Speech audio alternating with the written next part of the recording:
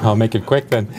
So next up we have Eric, who's going to give us an update on public outreach. And my apologies for having to bump you in the last couple of sessions there because, a dearth of material there. So without further delay. So I get the next hour, right? Okay. I have the advantage. Hey everyone. Back in April, I did an outreach at Pierre Elliott Trudeau School. It's my old grade school, actually, going back 35 years. And we had a great time. First, I want to show you something here. This is a booklet. This is the very first booklet I ever received on astronomy.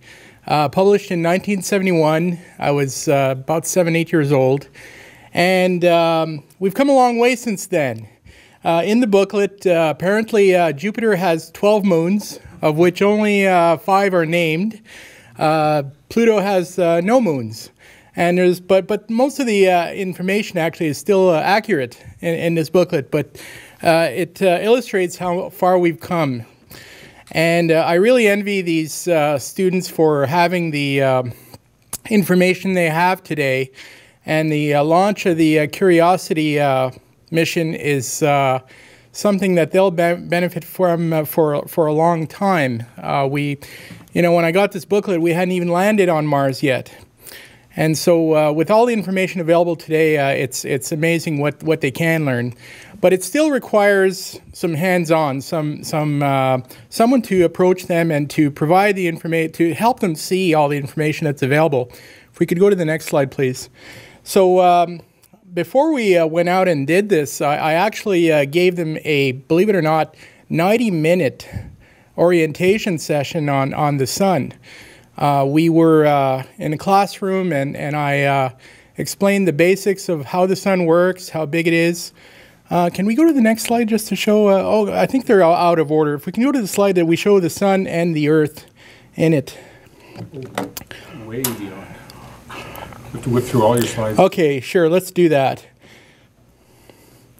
Yeah, we're going backwards here from... there we go. Okay, so I created this slide, actually. I couldn't find a slide that had the two together, and it wouldn't be possible to create a photo like this. But I gave them a perspective on the sun and how important it is to us. Obviously, without the sun, there would be no life. We couldn't survive. I'm a bit generous with the size of the Earth in this photograph because the Earth was about 100 times smaller than the sun, as most of you know. But they were floored when they saw this because they never associated the size of the sun with the Earth before. Next slide, please. I showed them this slide to explain some of the effects of the sun on the Earth, including the aurora. And I also wanted to add a personal touch. If you see in the bottom of the slide, you can see the Manicouagan crater. And I told them that I had been there with my good exploring buddy, Chuck. And they thought that was pretty interesting. Next slide, please. That's your last slide. Okay, can we go to the next one then? To the one that would be you showed first? No, sorry about that. So for 90 minutes, we talked about the theory, the size of the sun. I also explained about other stars and how there are places in the universe where it's pitch black. You don't really see anything, and that there are places where there is so much starlight, there are so many stars around that you're literally immersed in light. So to help them explain that our condition here is not the only one, that the universe is full of wonders like this. And in the classroom, we had a Q&A, and one of the students asked me, if I was in space, could I play video games?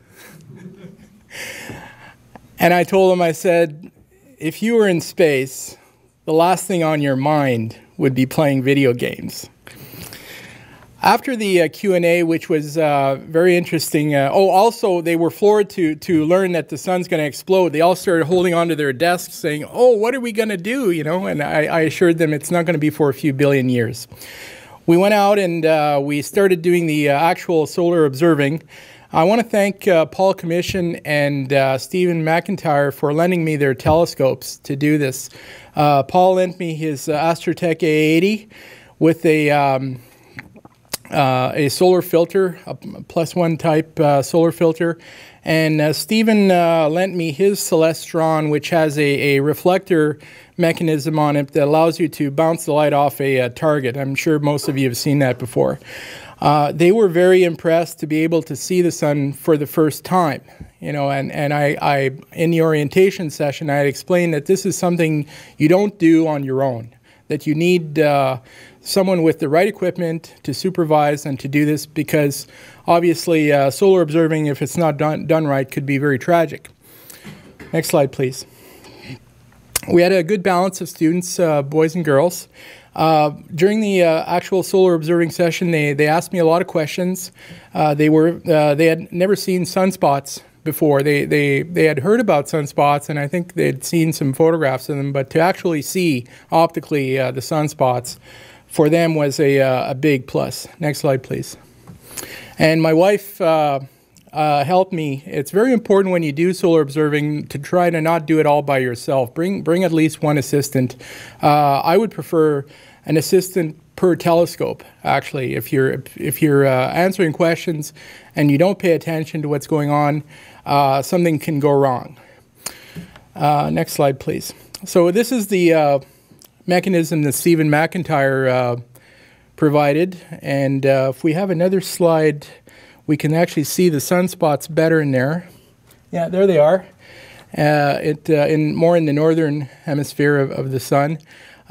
This device I would not bring to a young student observing session again. I found that there is a bit of a hazard in doing that. One student actually tried to stick his head in the box to look into the element, you know, and I stopped him before he did that, and that would have been very tragic. So this kind of thing I would suggest only for a larger, a more experienced group, a more mature group of students. Next slide, please. And a bit better photograph there of the sunspots. Next slide, please. So overall, it went very well.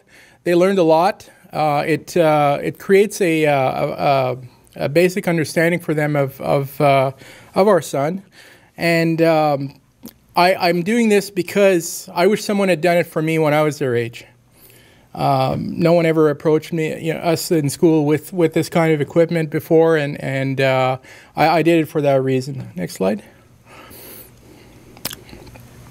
And the next slide. And one more. And this is a photograph I took through the eyepiece with a small pocket camera. The sunspots come out pretty good there, considering how I'm doing it. And the next slide. And I forgot to mention that I always start my presentations with our home planet. That's where everything starts from. They rarely get to see this kind of photograph, and I just love showing them that to begin with it. I also talk to them about the RASC and how they can join the RASC. That with their parents they can come down and see what we do. And it was a wonderful session, and I plan on doing these as long as I can. The last thing I wanted to mention is now when you do an outreach, you need to go through a security check, which I've procrastinated handing over, but it's a good way to ensure that when we do these things that it's the right people doing them. You know, we're dealing with young people, and I'm glad at the initiative to make sure that everything's on the done properly.